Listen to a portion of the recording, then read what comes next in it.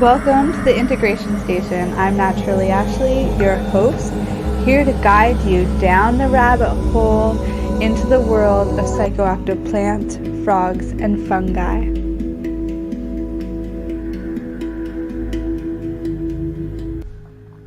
Good morning, you beautiful souls, and welcome back to the Integration Station. I'm your host, Naturally Ashley, here on Pace Radio Network. So I've got a few really interesting and amazing guests here today. I know they're all amazing, but the first here I have been working with in group setting month after month for just over a year now. Her name is Eva Payne. She's founded a non-profit summer camp for kids impacted by HIV. She's the author of 2 books on flow. She hosts 2 podcasts on human development and expansion. Recently, however, she's been running retreats, mushroom retreats in the heroic doses.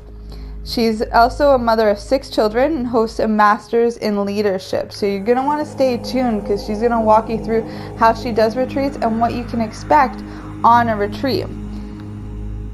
Next up, we have James. So after the break, you'll come back, you'll listen to this guy. Again, amazing. He's the founder of the Grateful Shaman Company. He's a shamanic healer, also a speaker and integration coach like myself. He's the host of Healing Stories podcasts and also hosts many retreats, much like Eva he'll be sharing his way of doing retreats. He also hosts weekly integration circles and sound baths. So if you're in his local area or you want to get in touch for online, these are resources that'll be available to you through our friend James here. He's also a big advocate for supporting the grassroots movement and individual healers.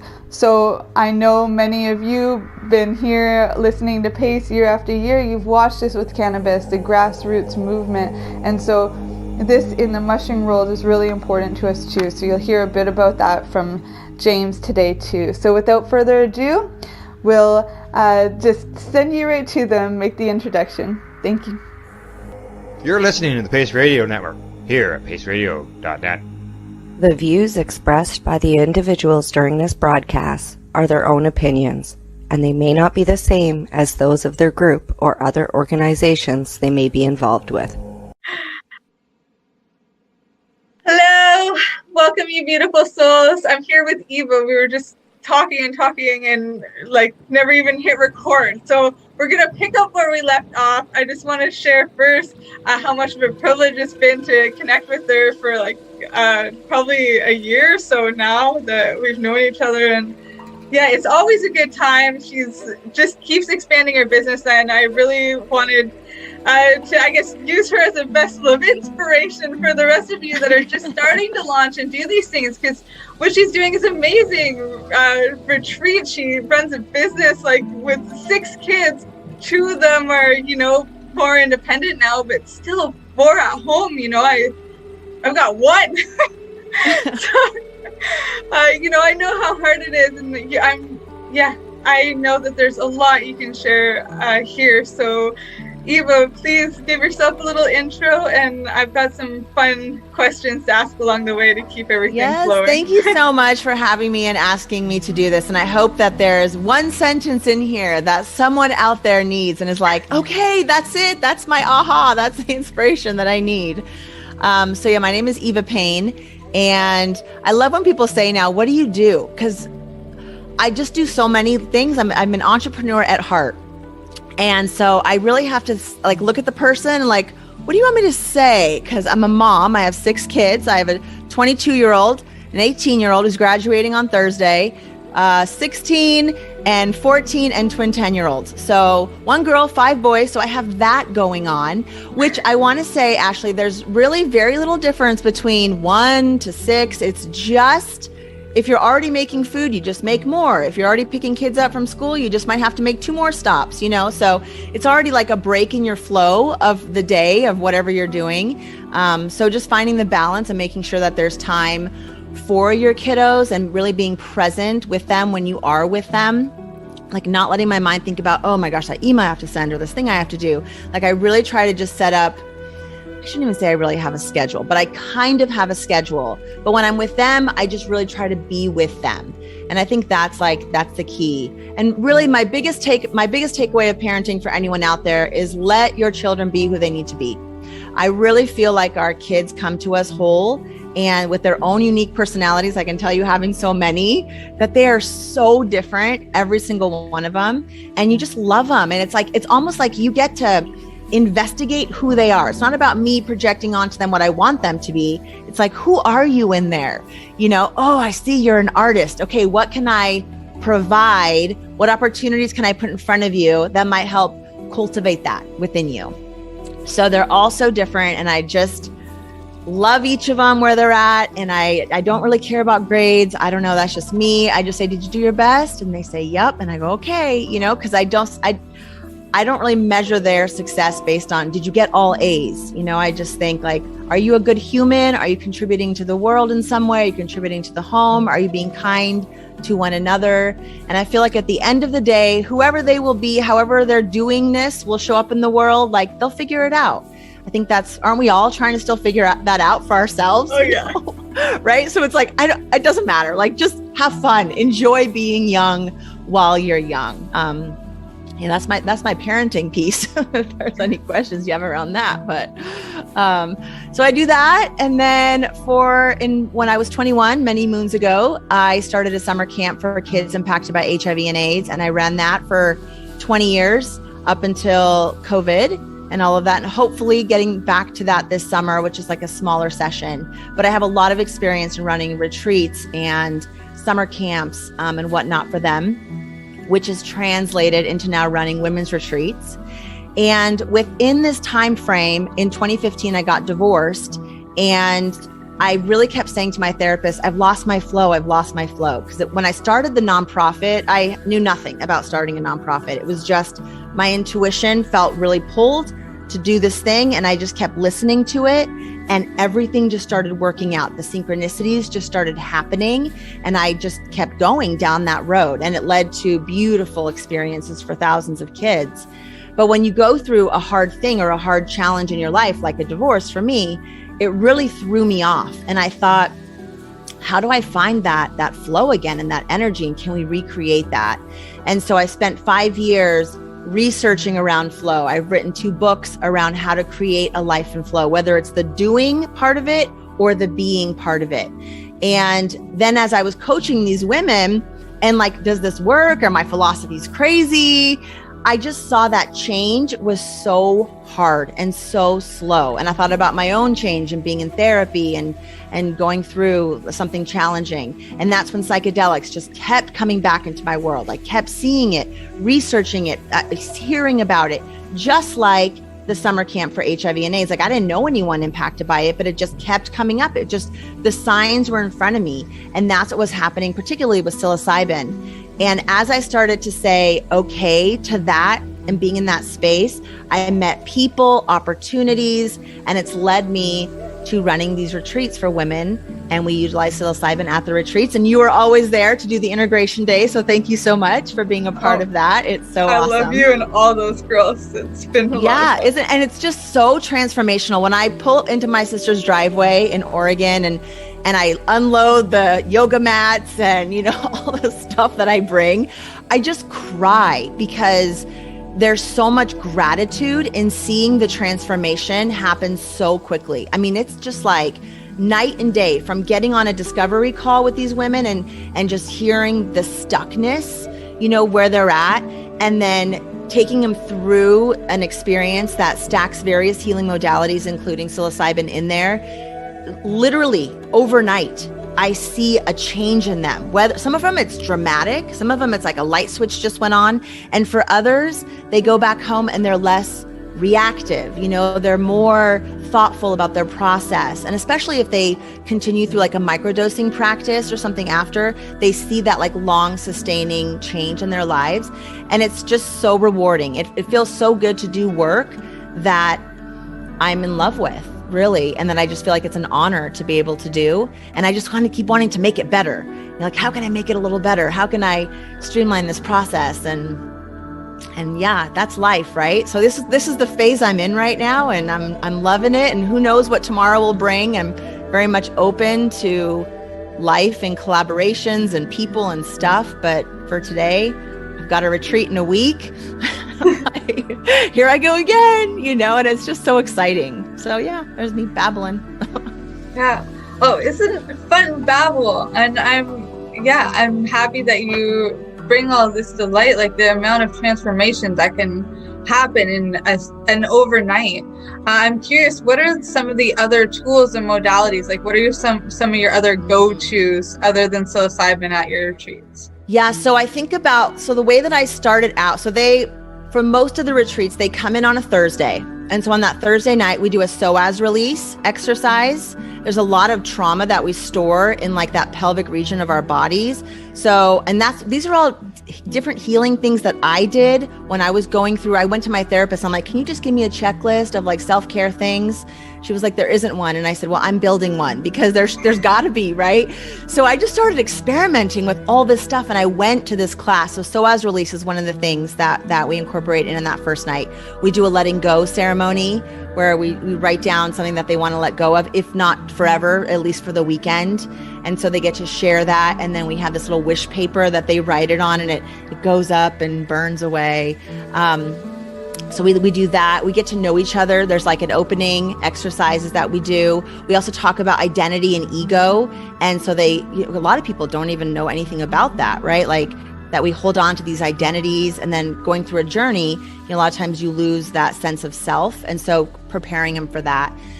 The following morning is when we go do a cold bath or a cold something. We jump into the ocean. We kind of Wim Hof, we do like the breath work, and we do this kind of stuff. And then they go into the water, and I tell the women, I say 1 minute is all you need to do. The therapeutic model is 3 to 5, but if you can just do 1 minute, so we go into the ocean or the river or whatever and have that experience. And it's just this very bonding moment for them. We also do a sound bath. So before the ceremony, I have this gal, she just started doing these sound baths, and I had her come in, and man, she is passionate about it. And when you have someone really everyone who shows up at the retreat, and whether it's on Zoom or in person, they're really passionate about what they do, and that really resonates. And so she comes in and she's playing bowls and beating a drum and plays around your head. And like a lot of these women have never done anything like that. So they'll have like visions and stuff that will come to them in this sound bath. And then the gentleman that we source the mushrooms from, he comes and he talks about heart resonance, and he does a meditation with them before they partake. And then I created this bag of stuff that they take into the journey with them. So there's like Kleenex if you're gonna cry. I have stones in there. I have a journal. So all these different components, and I wrote up a little thing for each of them, like the symbol of what it means. And so as they're partaking, they're opening these things out of the bag, and it's kind of like stuff to support them on their journey. An eye mask. They already have the playlist downloaded. Then they do the journey from 3 o'clock in the afternoon until 9 o'clock at night. And then we break their fast with some really beautiful, my sister is our chef. So all of our foods really, she makes like this carrot soup, like very roots and beautiful stuff. And some people will share that night, some choose not to. The next day is all integration. So you kick it off in the mornings for us, and you just, whether it's like with the whole group, and I think you very intuitively like just know what that group needs, or having them share one-on-one about their experiences, and then your feedback is just so amazing and beautiful for them. We also do restorative yoga on that day. So all the women are like, I don't really do yoga. Is it going to be hard? I'm like, no, it's restorative yoga. It's like a very nice pose that you hold, for a period of time. And then there's just a time in that day where I want them to just be with themselves, to journal, to sit out in nature, to be just with what they've just gone through. So that's a big part of like the lunch middle of the day. And then the restorative yoga. And then we do some ecstatic dance. I have all the women send me their favorite song. Pick one song and send me your favorite song. And then we have a dance party. And then after the dance party, which is so fun, because none of them, they're like, I don't want to dance. I'm like, just be free, just dance, have fun. And they'll say that's like some of their favorite parts, you know, is just this time to just like let go and realize you don't have to be so confined in a box. And then we do art therapy. My sister leads some different, like this right here is one of the things I made at one of the retreats. I don't know if you can see it very well, but so she talks about like just letting go and like diving into an art, you know, and just not worrying it. There's no perfect. You're not trying to be anything.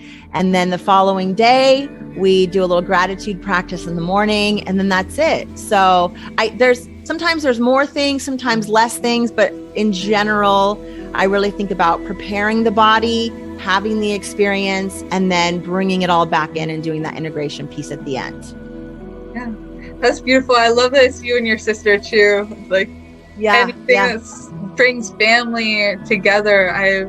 I've got another client right now and kept talking a while about going and working for somebody else because you just want to be closer to the mushrooms. I'm like, you know, you're here to create your own business, and now he is with his brother, and I'm like, yes, it's so bringing beautiful. Families together.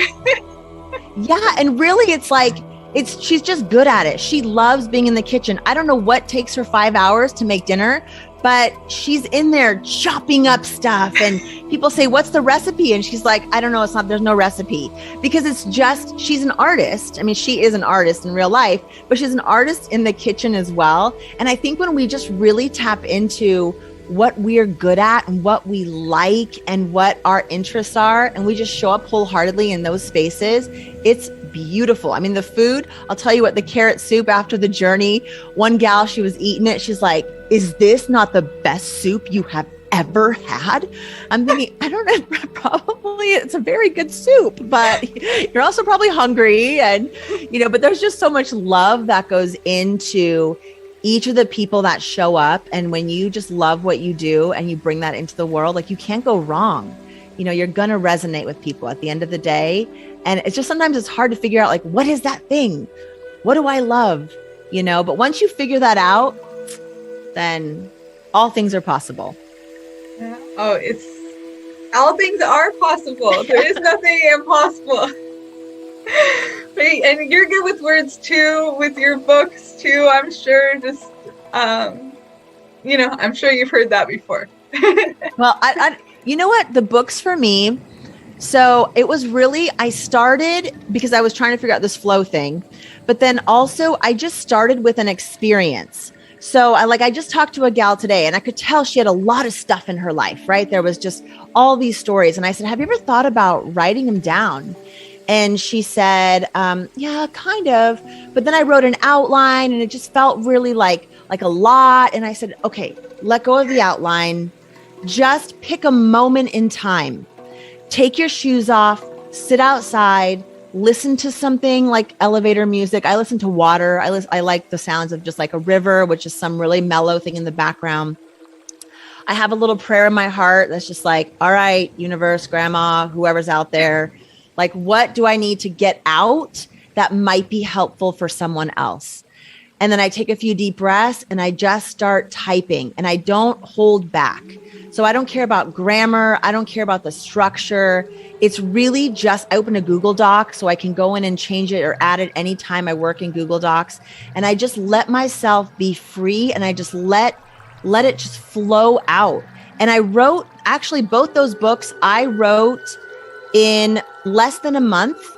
And then it took me 2 years to publish because I was so afraid to like put it in the world, and how am I going to do it? And then I ended up breaking it up into 2 books, and I got really critical about it, like in the editing process, but the writing process itself was really just about being free and letting go. And actually the part in the one book that people say they love the best is when I hiked the Grand Canyon rim to rim. That's where I started, because a gal had asked me to write a testimony for this experience that we had done. And instead of 1 page, it turned into like 20. And then I thought, gosh, if I can write 20, what more can I do? And that's where people really they're like, that's the best part. And I thought that was the very first thing I wrote. And it was just the most, I just let it out. Whatever, I just need to explain the experience. I just cried. It was a beautiful process. I think if it's in you, if your intuition is saying, go write, don't worry about the structure. Don't worry about the grammar. Don't worry about what someone's going to think. Don't hold back, because in 100 years, you know, those words are going to be left for someone to read, whether it's someone in your family or someone who finds the book in a used bookstore somewhere down the road. Like, you never know. And it's not your responsibility to, like, I just needed to put it into the world, and the life that it has, whoever it touches, if nobody, right? Or if one person, like, that's it. That was my job. And even just writing it was so therapeutic, just getting it out of being inside of me and putting it somewhere else. It sped up my healing process so much.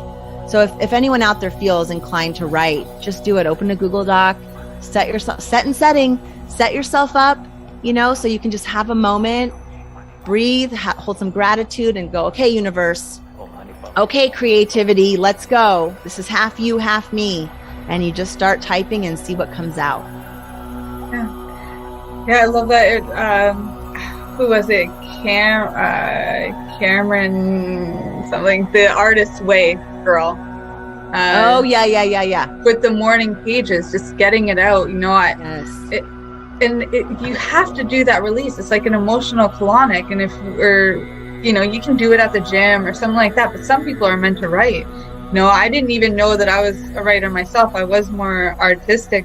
But my mom and her mom, they were both writers. So when I actually started to write, I tapped into a whole other part of me, and that was healing for all the generations before me, you know. And I did it more like article style, and then over time, it just enough on one subject, I just put it together into a book. But it was the same thing that you're saying, where it's just getting it out just for one person. And so I would just publish it, but it wasn't like a big published thing.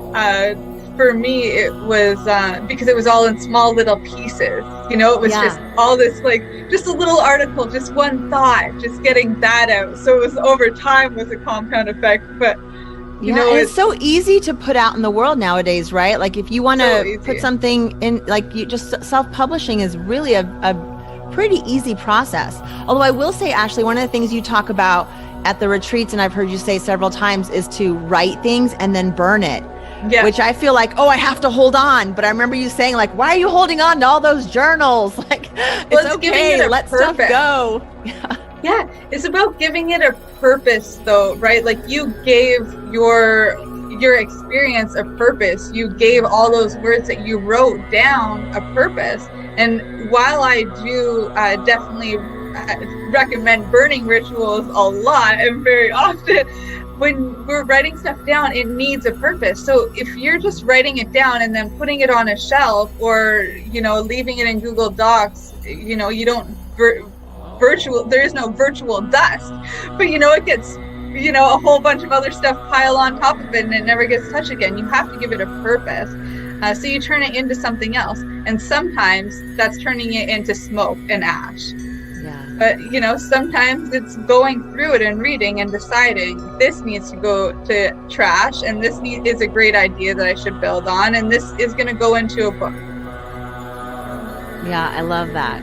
That was really helpful. Like, it helps me think, like, okay, Eva, let things go. It's okay. You don't have to have all that stuff. You know? If it's meant for you, it'll come back. Yeah. That's like stones, right? Like crystals. I was like, I heard someone say, if you lose a crystal one day, that's okay. It was meant to leave you, and it's meant to go find someone else. And so that was like, okay, I feel good about that. It's okay that I don't know where that stone went. You know, hopefully it found a good home somewhere else. Yeah, absolutely. It's giving it a purpose, and we do it. Part of it's trusting that the universe is always going to provide for us. We hold on, I think, at a scarcity, and sometimes when we're holding on to words or a business idea or anything like that, sometimes we hold on so tight because we're scared that somebody else is going to do it or do it better. But at the same time, it's like, that's going to happen anyway. Like, how many of us get those genius ideas and then we don't act? Action is so important.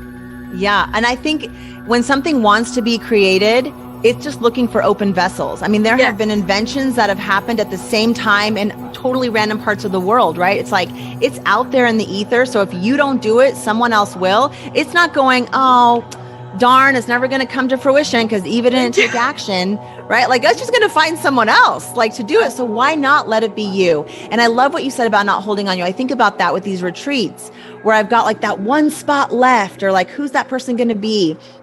And it's so easy to go into this mindset of like, oh, I have to hustle, I have to find the person. And instead I'm just like, whoever she is, she will feel called. She will reach out. I just need to take whatever action step feels most in alignment today. So whether that's sending a follow-up email, whether that's creating that ad, whether that's putting a post out there, whether that's following up, whatever it might be, asking the women, can you write a testimonial? Maybe someone needs to hear from someone else, not me, so getting that testimonial to then share out to the list.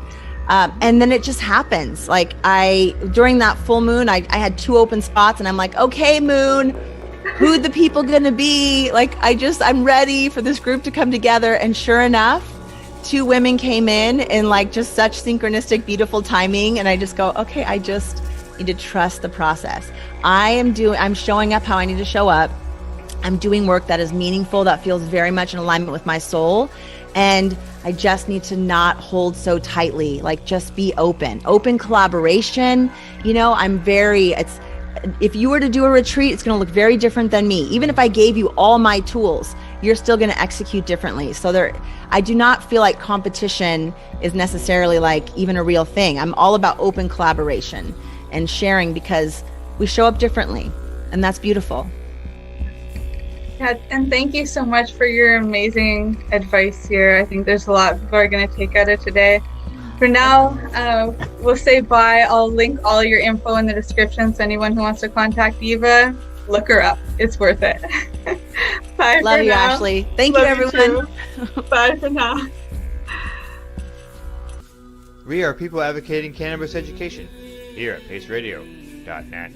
Who has huge buds? You do. If you shop at BMA Hydroponics, attend one of BMA's educational seminars and learn the secrets of growing, harvesting, processing, and consuming quality cannabis and cannabis products.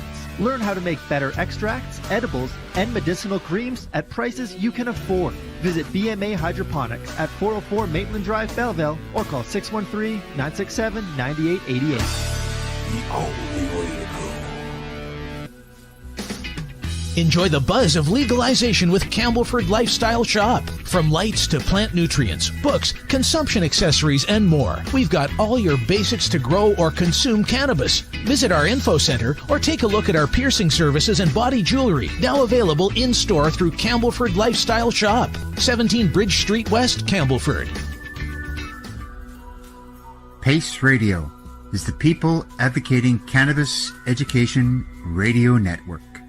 At Legacy 420, we believe in being different. Experience the difference of quality control. Our labs provide tested formulations for all of our products. Experience the difference in trust. Our customers can trust that we are following up-to-date COVID precautions for their safety. Experience the difference in accessibility. We're open 7 days a week. Please visit our website, legacy420.com, or contact us for curbside pickup as well as nationwide mail order shipping. Legacy 420 values overall wellness. Come and experience the difference of Legacy 420. Did you know that the Pace Radio Network isn't just a radio network? That's right, because most, but not all of our programming is now done via video and is then podcasted at paceradio.net. So if you want to watch our programming, you'll find us on the Pace Radio Network's Facebook page, plus the show's own page, and you'll find us live on the network's YouTube channel. And don't forget, you can find it all, video and audio, at paceradio.net. You're listening to the Pace Radio Network here at paceradio.net. Hello and welcome back, you beautiful souls. I'm Ashley, your host, as you know, and I've got a special friend here today. This is, oh, sorry, my phone's going off. That was inappropriate. My special guest today, who does not need any interruptions, but a great introduction, is the Grateful Shaman, James Hin. And, we have been in contact for a long time now, just following each other's journey, mutual referrals because you're doing retreats and integration work, and I'm very much in the same kind of space when it comes to integration and coaching. So, we just had a lot in common, and I wanted to have him on here just to share a bit of what retreats look like, and talk about psychedelics, talk about the frogs and the fungi and the plant medicines that are out there. So yeah, without further ado, I'll pass over to James, and he can introduce himself, and then we'll of course dig into some fun stuff along the way. Sweet, thank you. Actually, such an honor to be here. Thank you for asking me to join. Yeah, we've been in contact for a while now, and it's been great, like just the mutual connections and the network that you're building. So I'm really happy to be part of it. So I'm James Hinn. I'm founder of Grateful Shaman Company, and we are doing retreats and one-on-one sessions and lots of other great stuff here in Oregon, in Eugene, Oregon. Going to be building a retreat center and all that good stuff. So really happy to be here to talk about all that. Yeah, absolutely. It's such a pleasure, because you're integrating, being an integration coach and doing these kinds of things. You're actually integrating a lot of different modalities, and what you're doing in itself is very unique. And from my understanding is that in these retreats, you're bringing everything in, but at the same time, when you're working one-on-one with somebody or in the coaching, they can, utilize different modalities depending on who they are. So I think that's really powerful. Yeah. Can you share a little bit about what some of these modalities are that you're working with? Yeah, so what I learned, we were doing ceremony, just one night ceremonies, and I had been a part of many of those types of things where, whether it's, a few nights ayahuasca retreats or kind of just like really focus on the medicine ceremony. But what I found was that I would go to these experiences and go back to my life, and it would kind of wear off. Our labs provide tested formulations for all of our products. Experience the difference in trust. And I realized that integration was the missing piece. And really, I think integration. Experience the difference in accessibility. We're open 7 days a week. Please visit our website, legacy420.com, or contact us for curbside pickup as well as nationwide mail order shipping. Legacy 420 values overall wellness. Come and experience the difference of Legacy 420. Intensely, Radio Network, but if you don't carry that work forward, and then it can actually have a detrimental effect, is what I found in my experience. BMA Hydroponics has everything you need to succeed. Visit our hydroponic superstore at 404 Maitland Drive in Belleville, and we'll show you how to grow your own quality cannabis for pennies per gram. We're open Mondays, Tuesdays, Wednesdays, and Saturdays from 10 a.m. to 5 p.m. and Thursdays and Fridays from 10 a.m. to 7 p.m. Call 613-967-9888. BMA Hydroponics. It's worth the drive. Sound baths, things like that. We work with different types of medicines. CP operates medicinal cannabis signing. If you want to grow your own medicinal cannabis and are located anywhere in Canada, various medicines, then I'd like to suggest that you give them a call. On Saturday during the day, we focus on a long workshop on what's your intention for this weekend, this experience, and grow on medicine. What questions do you have? What things are coming up for you? Let's share a place everywhere. Then creating a plan for how you're going to integrate that back into your life. Because it's great to come for the weekend and everything's, you have no responsibilities. Enjoy the buzz of legalization with Campbellford Lifestyle Shop. From lights to plant nutrients, books, consumption accessories, and more. We've got all your basics to grow or consume cannabis. Visit our info center or take a look at our piercing services and body jewelry, now available in-store through Campbellford Lifestyle Shop, 17 Bridge Street West, Campbellford. Is like exponentially better, and it really helps the healing, help you keep the momentum of the healing going for much longer.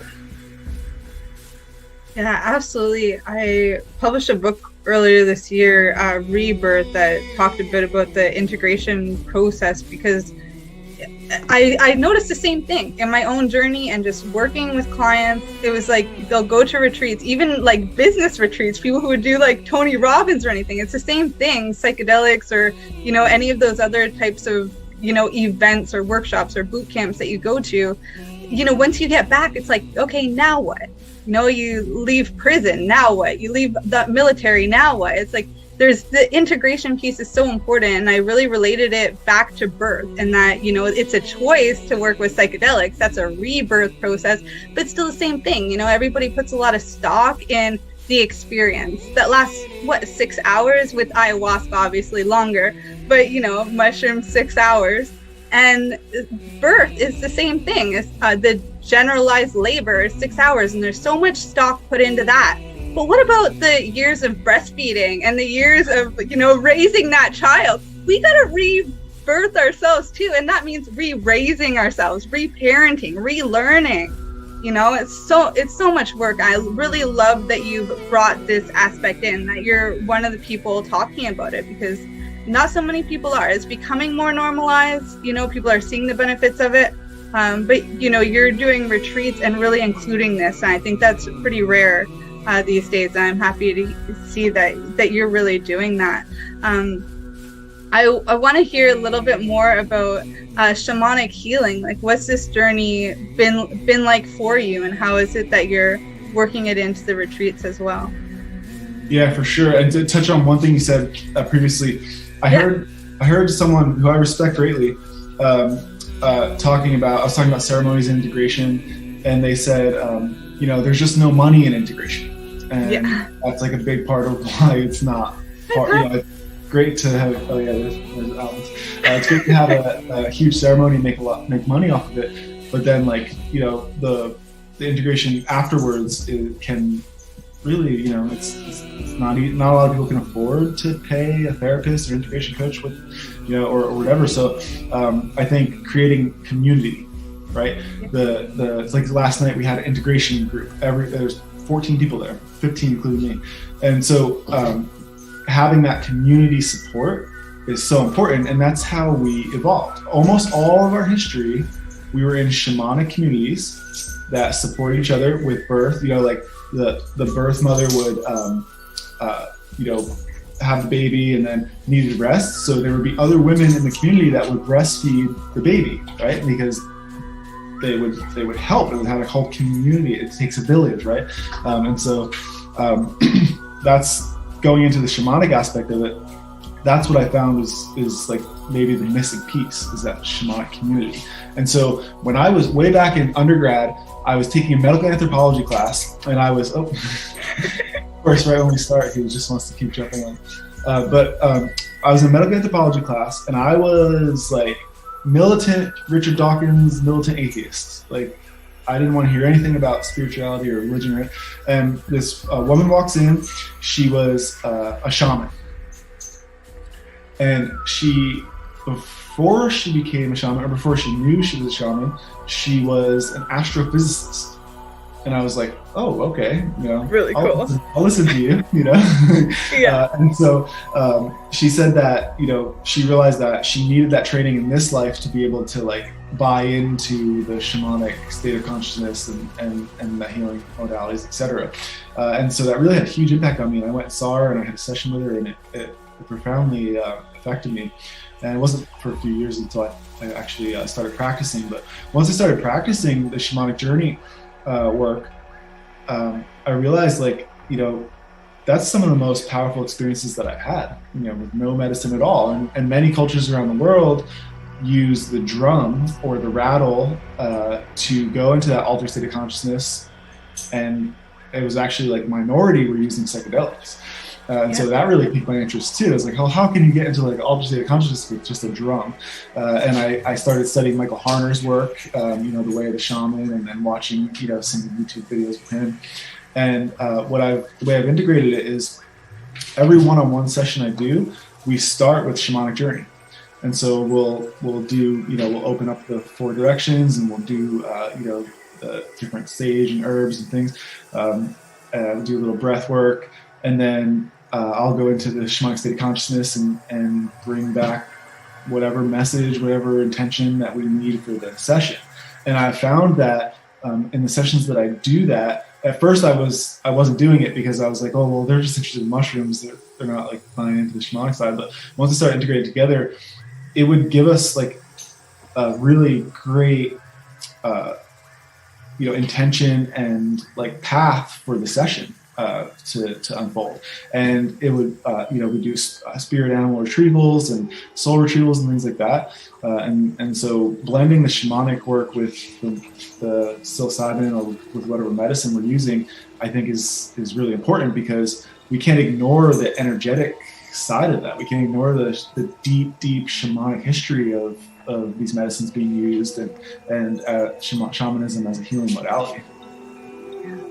Yeah, I love that. You remind me, I was just in powwow not too long ago, camping for the weekend, and it was amazing. And the words that were used was like healing and journey and all of these things that are so much used in the psychedelic space too, that at some points I was getting confused, and I'm like, are they working with like the same medicine that we are? But it wasn't. It was all sound and dance and stories, and it's so powerful to know that you can get into those states just that same way. It's like heart opening, and once that heart's open, the soul can start talking to that ego, and they can come to like this mutual understanding and start working as a team to help you do your work that's yours to do. It's both a ceremonial and healing too, but it's also very integrative. Like it helps you integrate your soul and your ego together, which is kind of what we want out of the experience anyway. And I wanted to hear a little bit more about sound healing and sound bathing and this stuff that you were doing here. I mean, you got the sound bowls behind you, so that's a few of them. Sound. I'll tell you what, sound caught me off guard. It surprised me.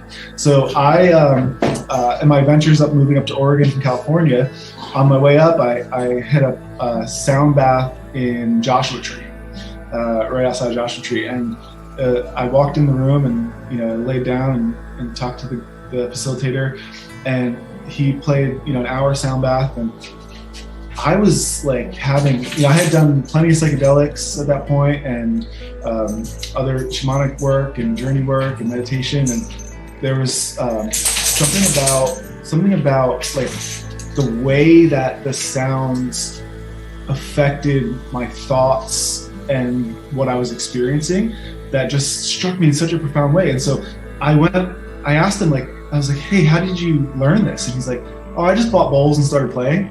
And I was like, oh, that's totally my style. Like, I'm doing it, right? So I bought bowls and I shipped them to Oregon even before I got up here. And when I arrived, they were sitting on my porch. And I just set up a meetup and started playing sound baths every week for the community. And that's grown into, I think there's 400 community members there. And we do it every Wednesday. And we've actually had the other sound baths branch off of it. Each sound bath, so we use these crystal bowls, Tibetan bowls. So crystal bowls have not been around as long, but Tibetan bowls have been around for thousands of years or more. And if you think about, again, going back to shamanic community, we regularly gathered in groups around song and dance and sound and rhythm and different things. And look at all the shamanic cultures around the world. There's, rattles and drums. So what I love most about sound bath is I've heard everything from it's helped me sleep, to it healed my pain, to I've had a psychedelic experience during it, and what I love about it most is each one is different. You could have the same people in there the next day, and it's different because it's different people's energies. It's different what they ate that day, how they slept, what's going on in their mind. When you play sound for a group of people laying around, we play off of that energy. And so you'll feel it in the room, oh, you know what, we need to do some lower level chakra bowls, and doing some of the deeper sounds, or sometimes we'll keep it really elevated with the higher consciousness bowls and the third eye tuned or crown chakra bowls. And it's amazing what how that changes the energy of the room as well, and then they kind of play off each other. And so once you add psychedelics into the mix, it's even more profound. But yeah, we've been running sound baths every week, at least one a week since last July. And again, it really caught me off guard how profound it can really be for people. Yeah, I was exposed to them actually in a, what's that called, a new age shop, just the small ones, and then I had some gifted to me shortly after, And at first I was just using them, I'm going to put my crystals in there and do it, or I'm going to put it on the body of whoever I'm giving Reiki to and do that and help change that, like the vibration inside, raise it up, these little things. But then in the group setting, it is like, it's so profound. It really does just bring all of the energies together in oneness and unity. It's really powerful stuff. And I'm happy to hear that it's all growing. For anybody that's on the show now, are they able to access that or you? How would they do that? So they're in person here in Oregon, in Eugene. And I've talked with some people about trying to stream them. But like you just mentioned, the energy of the room is so much a part of it. It's kind of hard to get that via video. But so our Instagram and website, grapeshamancompany.com, or Grape Shaman Company on Instagram is a great way to, that's where I announce all the events and things like that. And our meetup page is right now like our calendar, but working on making that more accessible as well. And I think like same thing with ceremony. So when I do one-on-ones or ceremony, it's all based in sound, whether medicine or not. And I find that each person you add to the group, the healing like grows exponentially as well. Like I was under the impression that like one-on-one work would be more impactful for someone because it's one-on-one, you get that attention the whole time. When I started doing ceremony with 10 people, I realized like each person helps the other person heal, and they don't even know it because it's with the energy and like the love and compassion or whatever they're putting off, and the experience that they're having is resonating with the rest of the room, and it's all like unconscious or even unsaid. Yeah, I almost see it like as the body's vibrating with this frequency. Like you can't necessarily feel it, but you feel it. You don't see the vibrations, but it almost looks like you could if you wanted to, especially under the influence of some entheogens too, I'm sure. But the way that I visualize it anyway is like the negative energy or anything is like drifting off. It's removed from the body, so that's all that's left is the resonance of the original body, that soul body, and then that's what starts like uniting with the others that are in the room or in the collective. It's really powerful. Yeah. I'm curious to know around the medicines, what got you into psychedelics or entheogens? I don't know how you prefer the term, but yeah, sure, either one. I was practicing shamanism with just like friends or clients here and there on the side kind of thing. And I actually found randomly an ayahuasca ceremony. And I was like, and I've been sober, fully sober for about 10 years at that point or so. And so I was kind of like, I don't know, is this like a drug or what? And so I did some research, and I was like just blown away by some of the results that I was finding people having on this. And I had suffered with depression and anxiety, and so I thought that it might be a solution. And so I found this ayahuasca ceremony, and my whole world opened up. Like I didn't even have a psychedelic experience. Like I just kind of laid there for 2 nights, like just thinking, and in a different way. And I saw my life in a different way. And I was expecting to see colors and like be transported into some other universe. And in 2 nights, I just kind of but something completely shifted and changed in me. And I, pursued multiple ayahuasca ceremonies after that. And then I was introduced to psilocybin and microdosing. And microdosing is when I started thinking like, all right, I think this is something that I want to offer to my clients. And so I was actually doing a personal like friend experience with one of my friends who I had been practicing shamanism on like over and over again, and to try to hone my craft. And we did mushrooms together, and it turned into like a one-on-one session where I actually had bought a sound bowl that day, my first ever sound bowl, just this little gold brass Tibetan bowl. And we would talk about seeing it, we would hit it and we could see the ripples like in the air, you know, of the sound. And I just got this message like that this is what you're supposed to do now. And so I just jumped into it. I started offering it to others, and I was exploring it a lot more myself, and exploring the root of, you know, how these medicines were used across cultures and historically. And like, for example, the Seri Indians in Mexico, they've been using toad venom for thousands of years. Like, we've only known about it since like the 80s, right? So, and other, like the Yaqui have been using it a long time. And then you go over to Africa, and in Gabon, you have the Iboga shamans. They've been using that for 10,000 years, you know? And so I was thinking about that modality, and then our kind of pharmaceutical industry, and I was like, a no-brainer. This is much better. And so I started pursuing it, and here I am now. Yeah, thank you so much. You know, I want to keep talking about the medicines, but you just brought up another topic, which is Western medicine.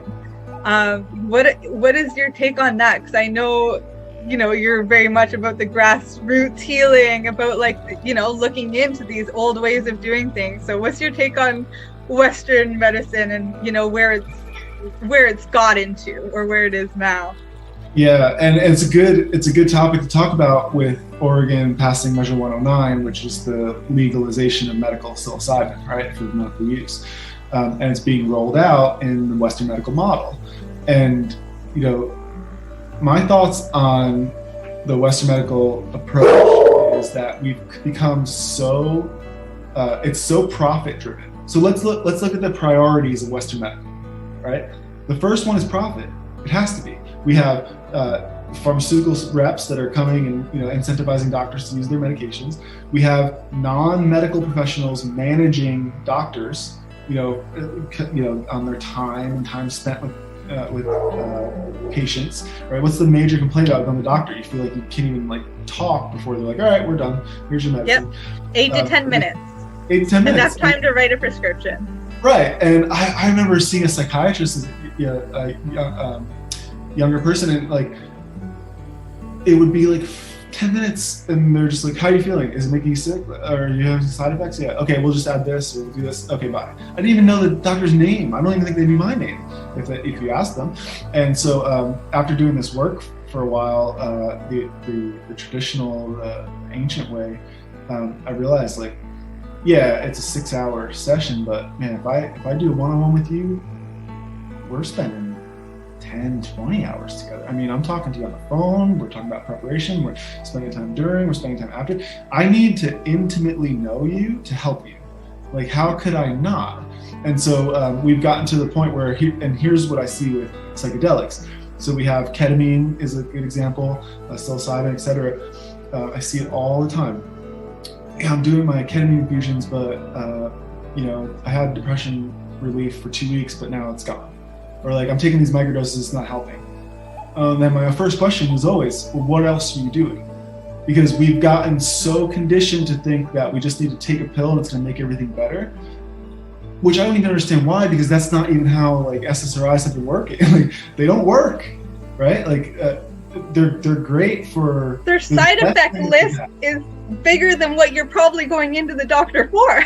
Right, and then like when we're having side effects, all right, let me just give you another one to deal with that side effect. That's so common, and I can't tell you how many times I talk to people that are on 4 or 5 or 6 different medications, or people that have been using SSRIs for 20 years and they don't work anymore. You know? I've even heard like 40 years. I'm like, how are you still doing this? You know, It's about time you come in. Thank you. Like, but wow. Right. And it's like, it's supposed to be a temporary like boost to your serotonin, like to help you get out of a depression, so then you can, you know, continue with your life and not have to rely on them. But we've, you know, the profit model is very favorable, and we incentivize people to do it that way. So yeah, I can talk for hours and hours about the Western model, medical model.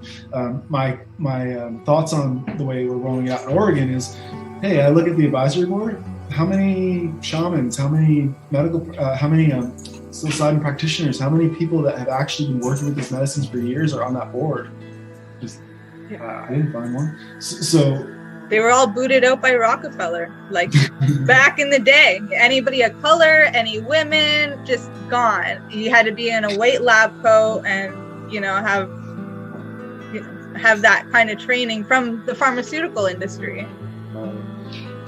So the first priority is profit, right? Yeah. What's the second priority? They say harm reduction, but really it's preventing getting sued, right? Liability. And so and they have separate courts. For anybody who doesn't know, there are separate courts for that medical issues. That way it doesn't get televised. Oh, there you go. Yeah, right. Like it's just all set up to facilitate the profit. And then psilocybin is gonna, you have a lot of people getting involved that were in cannabis. Venture capitalist firms that want to make billions of dollars off of psilocybin, and that's not good for me. The more you give access to these medicines to people, the better, right? But I think the profit-driven approach is missing so much. Yes. Come back to the grassroots then, like growing the grass yourself, going in deep into the Amazon, finding the Sappho frog or, the teachers that are there. Yeah, like the plants and fungi, they are teachers, but there are tons of teachers that have been there and been passing down this knowledge generation after generation too, that, and some of it's like through food and some of it is through dance or, there's tons of it available to us. I think with today's culture, so much is forgotten, so much is dismissed, so much is, frowned upon or demonized. But like, I don't know if you saw, but Fantastic Fungi is under the occult section on Netflix. Okay, it's not under food. It's not under health. It's under occult. Oh, and so it's like telling our origin story, and it's under occult. Okay. Well, I just spent a few weeks with the Seri Indians in the Sonoran Desert, which was amazing. There's a lot of great people working with them and trying to help them down there, and they've been, like I said, working with the Bufalo varius toad medicine for a long time. What I noticed with them was, especially the elders and even the kids, they have no problem just sitting still and talking and socializing and like living life. And so when I tell people like, hey, 15 minutes meditation a day, and they're like, oh, I can't do that. Like almost all of our human history, we could sit for hours and hours and hours without even noticing. And so now we've gotten to a point where we're so distracted that we can't even sit still for a few minutes. It's really no wonder that we have the rates of depression and anxiety that we do, right? Yeah. Not to mention like the ADD and stuff that you see on Instagram where everything's so fast. Like right. But yeah. So James, we got about 5 minutes or so left on the clock here, and then I want to know, I guess, from you, other than how everybody can contact you, but if I was to give you a dandelion right now to make a wish, what would that wish be? What would you want in this field or for humanity? I think it would be sorry, puppy. It's okay. I think it would be having people educated about shamanism or understand or connected back to shamanism, because we all came from shamans. Like we all came from shamanic communities. And if you look at, I forget his name, but there's a great book called The Depression Cure. And he looked at indigenous tribes and why there's such low rates of depression and cancer and all that stuff. And it was because of the factors of shamanic community. And so I saw recently a podcast say that they have a no shaman policy because they don't believe that people that call themselves shamans or that are shamans are like legit, right? You can't call yourself, if you call yourself a shaman, you're not, blah, blah, blah, all that stuff. And this idea that shamans are only now born in indigenous tribes, and if you're born in New Jersey, you can't be a shaman. But I have this theory that like people with mental illness, schizophrenics, bipolar, etc., are shamans, and they just don't know it. They weren't born in a culture that can facilitate their gifts or their calling or their purpose. And so I wish that everybody would actually learn and try to understand about shamanism and the fact that it's the oldest belief system that we've had, and it's been the reason we've survived this long, and we've gotten so far away of it for such a short time. Looking at the roots of all religions come from shamanism as well, etc. So yeah, it would definitely be that, like, understanding of what shamanism is, and that it's not black magic, it's not a cult, it's not like dangerous. It's who we are, and that's based on community, and then meditation, and really just the spiritual nature of illness. Yeah, thank you for that. Terence McKenna, for anybody who's listening to this, if you just Google Terence McKenna and schizophrenia, shamanism and schizophrenia, I think if you look up those two things together with his name, there are speeches among speeches around this topic that were really influential, for people with mental illness in my own life, to just see like there's been a lot of oppression here, and it's good to do this research. That's a good place to start for anybody, and then go on and go down your own rabbit holes afterwards. Yeah. And Michael Harner, The Way of the Shaman is like... You mentioned that book too. Yeah, that's a really good place to start too. And I'm going to link all of your information below, as well as your bio, for anybody in the description. But, maybe somebody's driving right now and they don't have the time to look. So again, if you just want to share your website or anything else. Oh, cool. Thank you. Yeah. So Grateful Shaman Company is Instagram. You can find it on Instagram, or Google it. You'll find our website, gratefulshamancompany.com. Based in Eugene here, doing retreat weekends, ceremonies every month. Trying to increase the frequency of that, and trying to attract people from out of the state to come in. And then, that's how you can find us. And then if you are in Eugene, or you make your way to Eugene, there's all kinds of awesome community events going on here, sound baths, etc.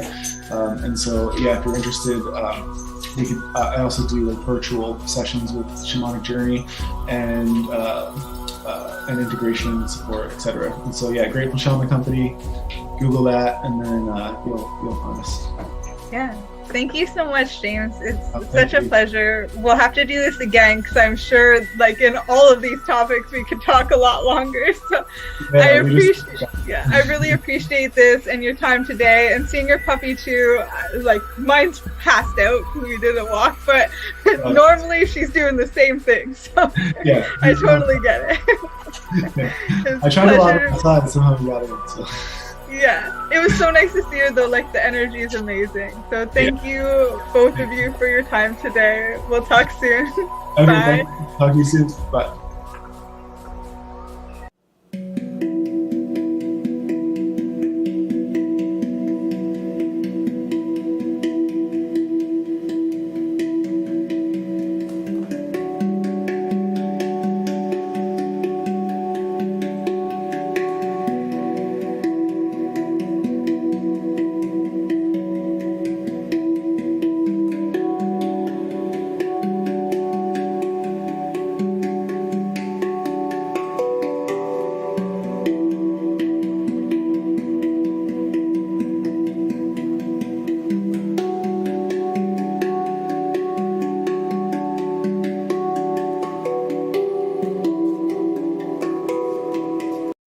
You're listening to the Pace Radio Network, here at paceradio.net. The views expressed by the individuals during this broadcast are their own opinions, and they may not be the same as those of their group or other organizations they may be involved with. BMA Hydroponics has everything you need to succeed. Visit our hydroponics superstore at 404 Maitland Drive in Belleville, and we'll show you how to grow your own quality cannabis for pennies per gram. We're open Mondays, Tuesdays, Wednesdays, and Saturdays from 10 a.m. to 5 p.m. and Thursdays and Fridays from 10 a.m. to 7 p.m. Call 613-967-9888. BMA Hydroponics. It's worth the drive. The only way to go.